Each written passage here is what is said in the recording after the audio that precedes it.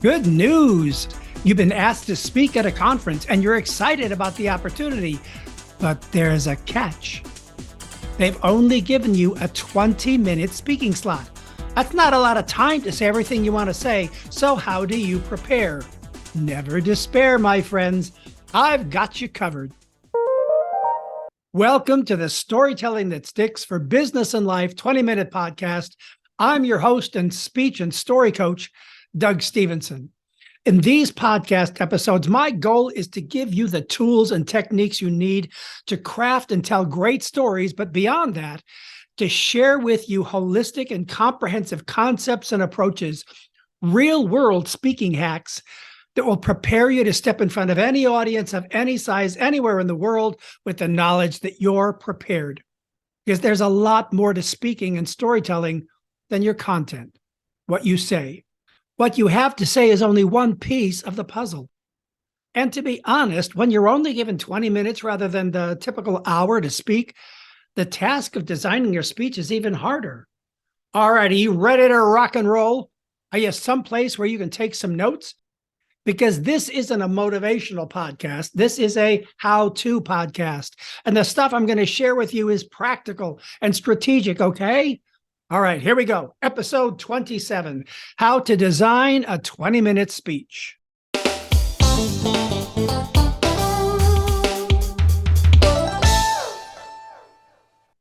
In the last couple of years, the 20-minute speech or keynote has become more common than in previous years.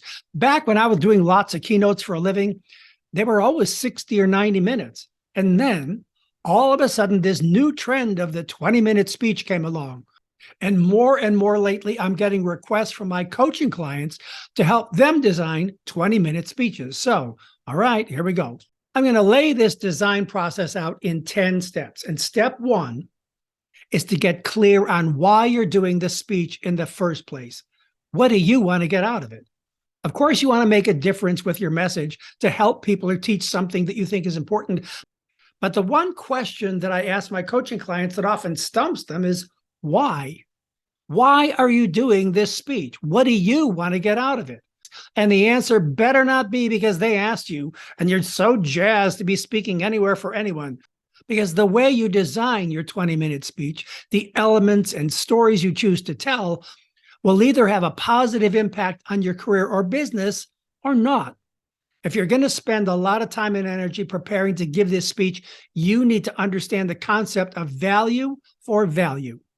You give them something valuable and you get something valuable in return. So that's step one. What is your agenda? Your reason for doing the speech?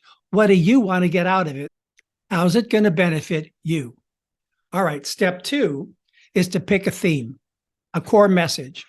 One core message that you wrap your entire speech around. And based on that theme, you'll choose the elements of your speech, your stories and quotes and references that support the theme. Now, a theme is different than a topic. A topic can be leadership or diversity or customer service or life balance. Those are topics.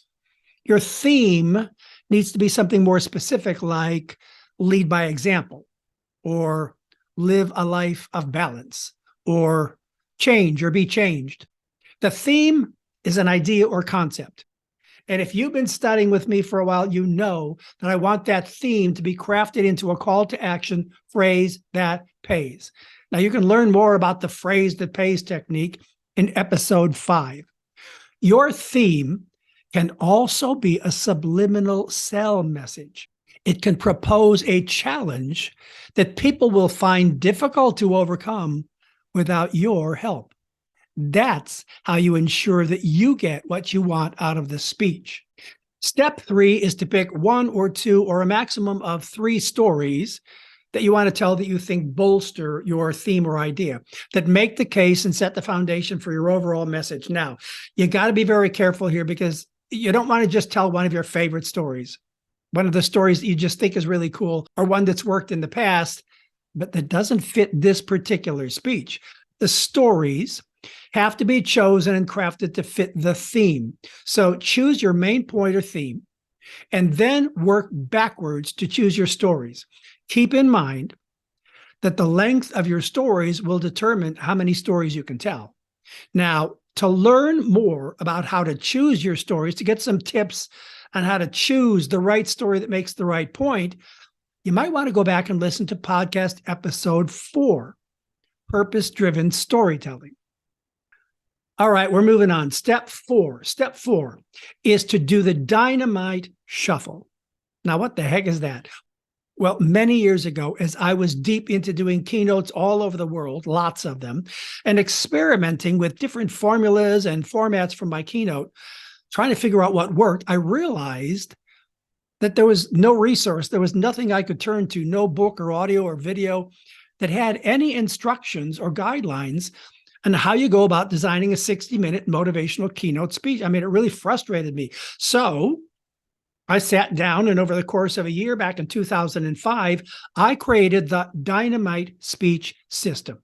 It's a 10 CD audio learning system with a 75-page, very detailed, very anal retentive, organized workbook. It's a downloadable home study course. And one of the coolest elements of the Dynamite speech system is what I call the Dynamite shuffle. So here's what it is. The first thing you need to do is get a stack of 3x5 or 5x7 index cards. And what you're going to do is take each element of your speech and put it on a card. For instance, let's say you have a story that you want to tell in this keynote. That story goes on a card with the name of the story, the point or lesson of the story, and the time you think it will take to tell the story, how many minutes. Now, you do that with each element. Let's say you have an idea for how you want to start your speech, your opening statement, a few sentences. Well, put them on a card. All right, now maybe you have a quote, put it on a card, or a reference from a movie or a song or an article, put it on a card. Everything goes on a card, and on each card there is a time value. How many minutes do you think it will take to cover that topic, that story, that idea? Now, let's say you've done the Dynamite shuffle. You've let your creative juices flow, and you've got a card for every possible concept, idea, and story you want in your speech. Cool. Good job. Now, set all of the cards on a table. I like to use my kitchen table for this process. Spread them all out, and then stand up and look down on the cards and start to arrange them, shuffle them in the sequence that you think will work. What's going to start to happen is you're going to start to realize that some of the cards are redundant. Some of the ideas and concepts on the cards are redundant with other ones. You don't need them. So you eliminate some. And then you look down and see the time values on each card. Uh-oh, you do the math. And it hits you that you can't have all of these elements and stories and stuff because they add up to way more than 20 minutes. And you know what I've learned? And I learned this the hard way. When you step in front of an audience with 20 minutes of material, it becomes 25 minutes really fast. Have you noticed that? Whatever you have planned expands in front of an audience because you start to add things, little things, you get inspired, short little ad libs, and on the spot you get an idea and you decide, oh, what the heck, I'm just going to add this little story. And before you know it, there goes another 3 minutes. And, well, you get the idea. So here's an idea. For a 20-minute speech, you only want to prepare 17 minutes.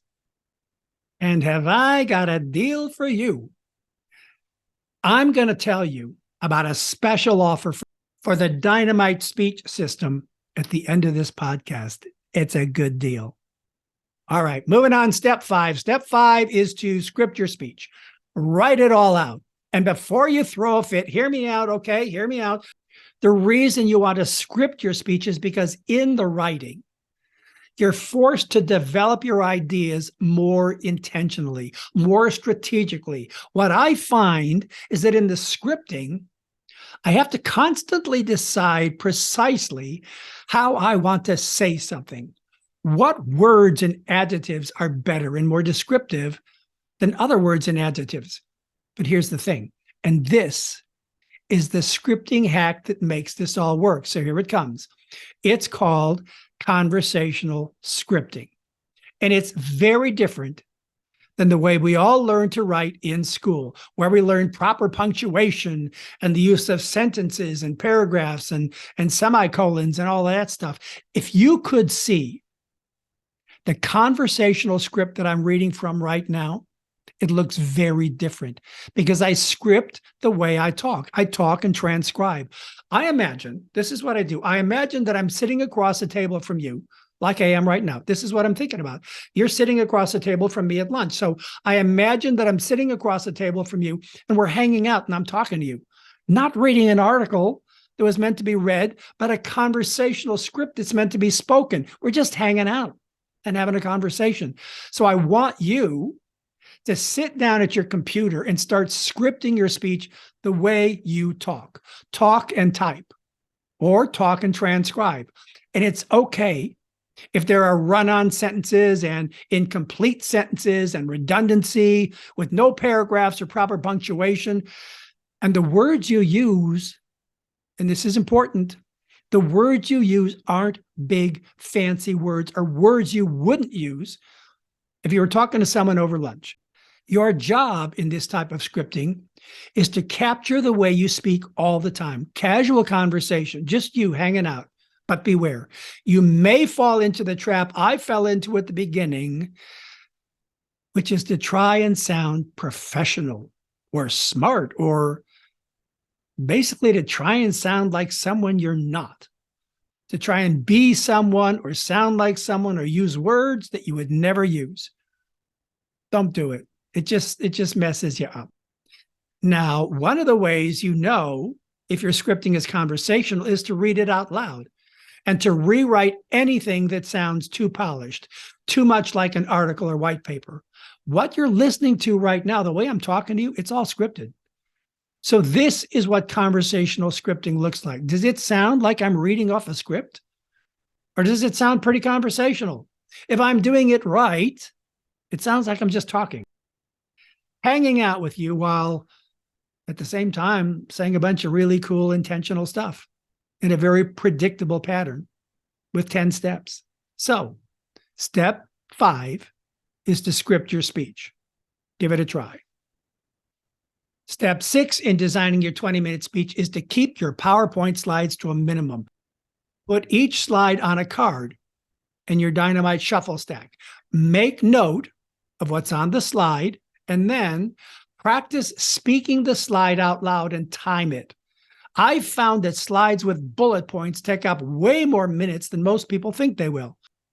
If you only have 20 minutes, you don't want to have to fumble with a ton of slides, each one with 7 bullet points on it.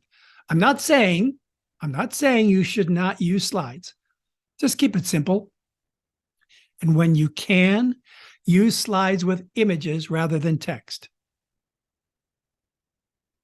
And once you're finished doing the Dynamite shuffle with your note cards, and you've discarded what you can't use and kept in what you think will work, step 7, we're up to step 7 now, is to start practicing your speech out loud and on your feet.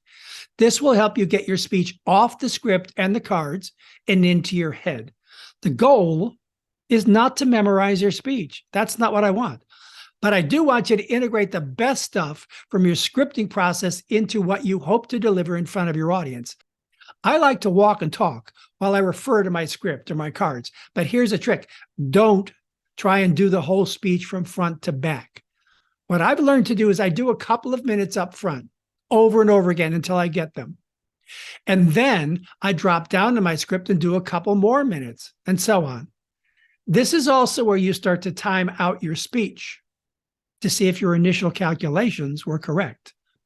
You're probably going to find out that you have too much content. Step 7, and this is optional, but I highly suggest you do this, is to memorize your opening and closing sentences. The first words out of your mouth need to be strategic. They need to be powerful and purposeful and not just a bunch of greetings and chit-chat. It's nice to be here stuff that wastes a whole bunch of time. You only have 20 minutes. You can't afford to waste any of your precious minutes. Every minute counts. And if you want to leave a lasting impression with your audience, to provide something of value and at the same time achieve what you set out to do, to get something tangible for yourself, a referral or to sell a book or to collect a bunch of leads you can follow up with, you need to script and memorize your last few sentences with a call to action, a phrase that pays, that summarizes your speech, and perhaps gets people to come and talk to you.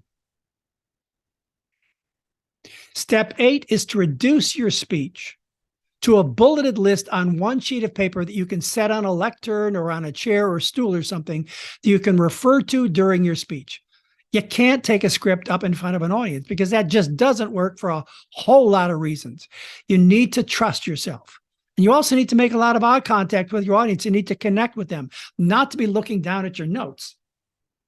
So the idea here is that you have a cheat sheet of sorts that you can refer to in order to keep on track. And don't worry about looking stupid or something because you have notes. I used notes for years before I finally didn't need them anymore. And this is while I was getting paid to deliver keynotes, guys. And you know what? Nobody cares. Nobody ever came up to me and questioned why I was using notes. No one cares as long as you're awesome and amazing and you know your stuff, okay? And you're going to be awesome and amazing. Am I right? Okay, come on now. You're going to be awesome. So here's a little trick I learned from a fellow speaker. Print your bulleted list, your notes, on a piece of cardstock rather than a piece of paper, because the cardstock is stiffer and won't slide off the lectern. Or if you do use a piece of paper, fold it in half top to bottom. Create a crease down the middle and then flatten it out. The crease will give it a little stiffness and it won't slide off the lectern. But hey, you're not going to be standing behind a lectern anyway, right? You're going to step out where they can see you, all of you, and you're going to get into it and use your arms and gestures, and you're going to move around from side to side, and you're going to get animated, and you're basically going to rock the room. You're going to be awesome. Now, here we are at step 9, and it may be the one step in the whole process that makes or breaks your presentation, and it has nothing to do with your content or your speech. Step 9 is to develop your pre-speech ritual. Every speaker, every professional speaker develops a pre-speech ritual over time that works for them. And it's really, really important because your ritual gets you in the right frame of mind, body, and spirit to be your best. It's physical, psychological, and perhaps spiritual as well. Many of us have a mantra or a saying that gets us mentally in the right place. Your ritual, so maybe you want to have a mantra. Your ritual also includes what you eat and drink or what you don't eat and drink. And in every time when I was giving a speech, I needed to calculate when I was going to eat, whether I was going to have a glass of wine the night before, whether I was going to have coffee 15 minutes before I spoke. So take some time to consider what your pre-speech ritual is going to be. And finally, step 10 is the easiest and the hardest thing to do. And it's just this: be the same person in front of your audience as you are all day long. Don't try to be some version of yourself that you think you're supposed to be, a smarter or happier or more energetic or motivational person than you are. If you're not a seasoned speaker, don't try to be one. If you're a teacher, be a teacher. If you're a coach, be a coach. If you're a VP of sales, be that. You know what? I've worked once with an Olympic wrestler. And he got up in front of me at a story theater retreat, and he was doing this speaker thing. And I said, wait, what are you doing?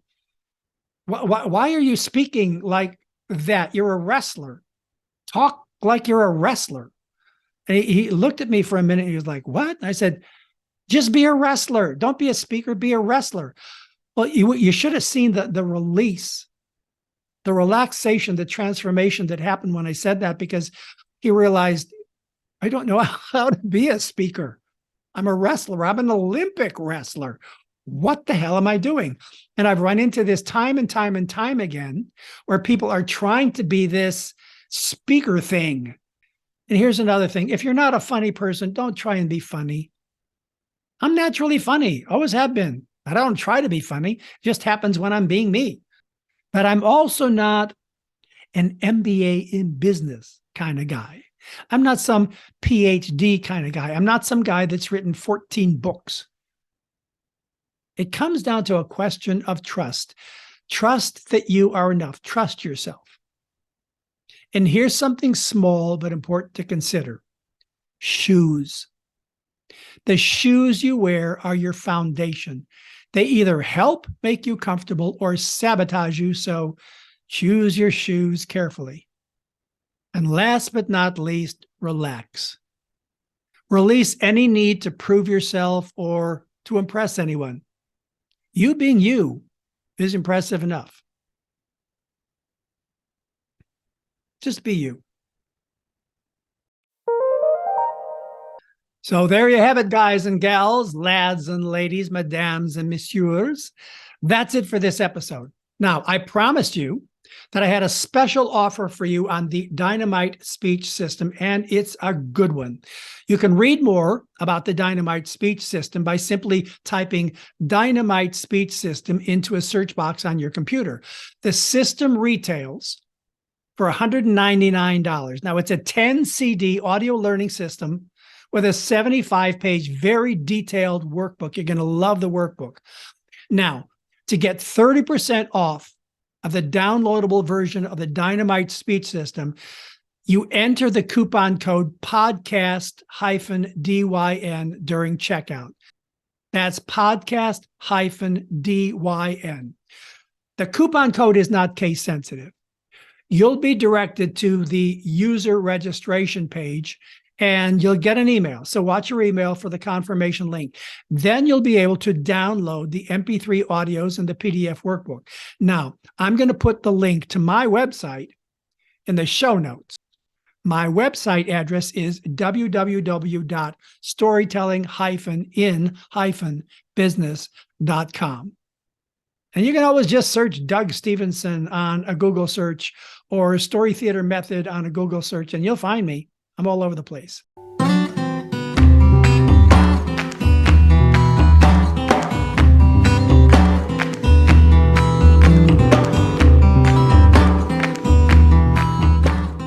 Now, if you feel that you learned something valuable today, something that you can use that will make your stories and your speeches stick, stories that make you and your business memorable, marketable, and monetizable, there are 3 things I'd like you to do. First, click on the follow or subscribe button. Second, share this podcast with 3 people or 10 people or 100 people. And third, leave a review wherever it is that you're listening to this podcast.